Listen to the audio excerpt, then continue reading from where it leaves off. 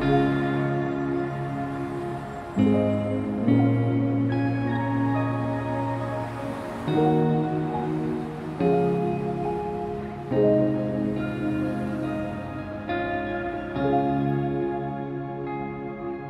video ini kita akan belajar hal-hal yang bisa kita kontrol dan hal-hal yang tidak bisa kita kontrol dalam videografi, fotografi, dan apa hubungannya dengan aspek kehidupan. Jadi dengan kita memahami apa yang bisa kita kontrol dan tidak bisa kita kontrol, sehingga kita bisa lebih bijak dalam menghadapi kehidupan.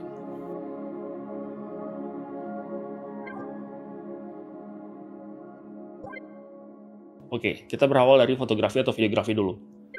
Dalam fotografi atau videografi, basic paling utama adalah segitiga exposure. Walaupun untuk mendapatkan gambar yang bagus tidak hanya soal itu. Kita perlu menambah soal white balance, kita perlu menambah soal decoration, kita perlu menambah production, atau script, atau macam-macam hal lainnya yang bisa kita pre-plan atau kita plan sebelum hari produksi.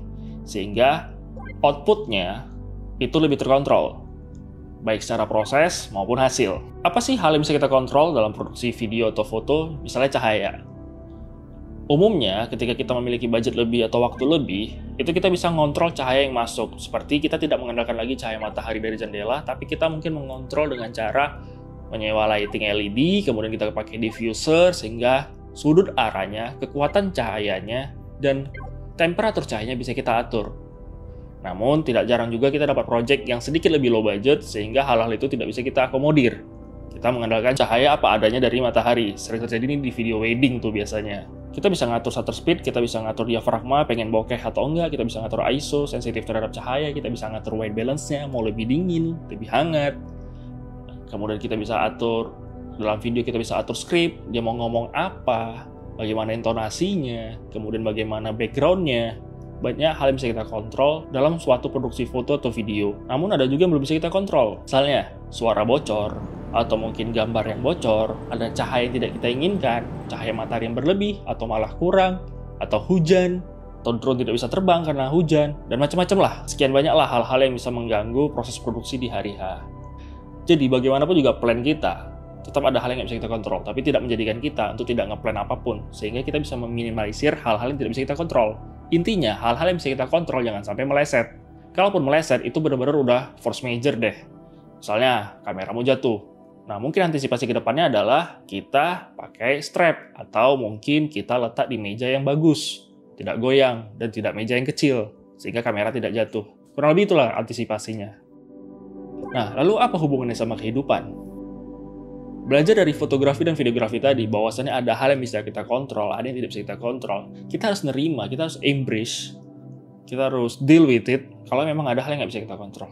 Dalam kehidupan, yang bisa kita kontrol hanya diri kita.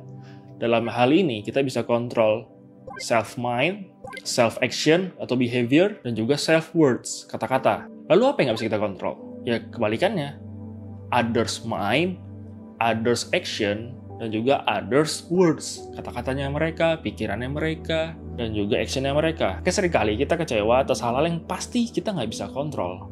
Misalnya orang ngomong nggak enak, atau mungkin orang nggak bayar utang, atau mungkin orang lain. Dan itu selalu orang lain, pihak lain, institusi lain, badan lain, atau mungkin nature. Kadang-kadang kita menyalahkan nature, alam. Kalau kita terus menganggap hal-hal yang tidak bisa kita kontrol itu adalah hal yang membuat kita kecewa, sampai kapanpun kita nggak akan pernah bahagia, ikhlas, sabar. Sementara dunia tidak berjalan seperti dirinya kita. Dunia ini tidak berjalan seperti maunya diri kita. Yang aku rasa bagus, belum tentu bagus menurutmu yang nonton ini. Yang aku bilang ini menurut aku tepat untuk kita share. Bisa jadi kamu ngerasa ini nggak penting di share. Itu adalah hal yang dalam pikiranmu, yang itu nggak bisa aku kontrol. Yang aku bisa aku kontrol adalah bagaimana caraku menyampaikan, berapa lama durasi video ini, dan bagaimana tone warnanya, bagaimana aku menyesuaikan antara warna baju, lighting, dan lain-lain, itu bisa aku kontrol. Tapi kamu suka dengan ini, artinya kan others action, others words. Kamu nggak suka dengan ini, aku nggak akan bisa kontrol. Apapun yang dilakukan oleh others mind, action, words, kata-kata tadi, itu bisa dalam bentuk macam-macam. Bisa informasi, persepsi, data, bisa polisi atau kebijakan, juga berita, dan macam-macam lagi yang terjadi dari luar. Kita hanya bisa melihat, mendengar, menerima, menelaah, memfilter, memilih, mengkurasi. Lalu kita proses. Nah, jadi yang mereka outputkan dari sisi eksternal, jadi kayak kata-kata mereka, persepsi mereka, data-data mereka, atau apapun, itu adalah haknya mereka. Terlepas benar atau tidak, cocok atau tidak, itu jelas haknya mereka. Artinya outputnya mereka, itu terserah kita mau proses seperti apa. Outputnya mereka itu adalah input bagi diri kita. Bagaimanapun kondisi eksternal yang adalah output dari luar itu, begitu masuk ke diri kita, itu menjadi input. Dan bagaimana kita mengolah itu, informasi, data, percakapan, kata-kata, berita, itu adalah proses dalam diri kita, dan itu 100% kita yang bisa kontrol proses itu. Apalagi outputnya itu juga kontrol dari kita. Outputnya kita marah, kita teriak, kita berantem, kita senang, kita mendukung. Apapun itu adalah dari diri kita. Hal-hal yang tidak bisa kita kontrol tadi dari pihak luar, yang menjadi output bagi mereka, yang merupakan input bagi kita. Terus juga apa omongan orang, itu jelas-jelas di luar ranahnya kita. Nggak perlu kita pusing, kita ribet. Apalagi kita tahu itu hal-hal yang sifatnya natural untuk kritik misalnya. Mungkin kritiknya ada benar ya, tinggal kita mengevaluasi. Ini kritik beneran bisa membangun atau kritik cuma untuk menjatuhkan, tuh hanya diri kita yang bisa menilai. Bisa jadi ada hal yang menurut orang membangun adalah hal yang menjatuhkan bagiku. Apa yang membangun menurut aku itu adalah hal yang menjatuhkan bagi diri dia.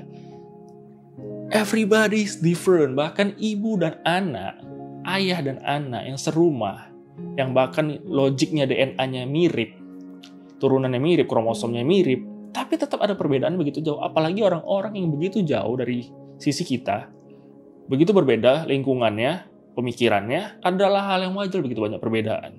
Dan nggak berarti setiap ada perbedaan itu kita harus melawan, berantem. Maksimal menurut aku yang paling ideal hari-hari ini aku lakukan adalah berargumentasi saja. Walaupun aku tidak suka dengan pemikirannya, tidak berarti aku harus membenci orangnya.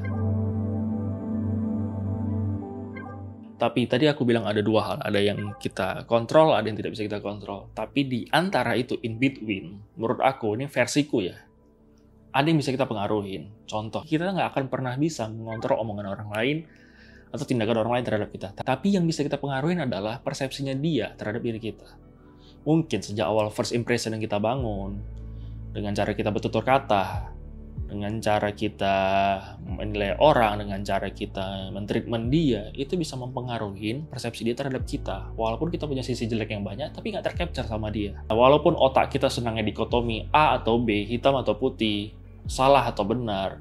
Tadi ada yang you can control, yang bisa kamu kontrol, ada yang nggak bisa kamu kontrol. Tapi tetaplah dunia ini spektrum, selalu ada variabel-variabel di tengah-tengahnya yang mungkin belum pernah kita bahas atau mungkin kita luput merasakan. Yang ini aku bilang di sini ada influence-nya di sini.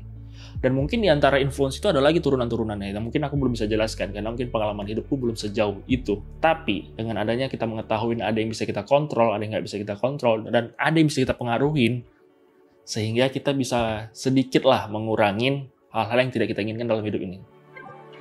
Semoga pemahaman soal yang nggak bisa kita kontrol dan yang bisa kita kontrol ini bisa masuk deh ke dalam pikiran teman-teman. Semoga hal ini bisa bermanfaat bagi diri kalian semua. Sampai jumpa di video selanjutnya. Terima kasih.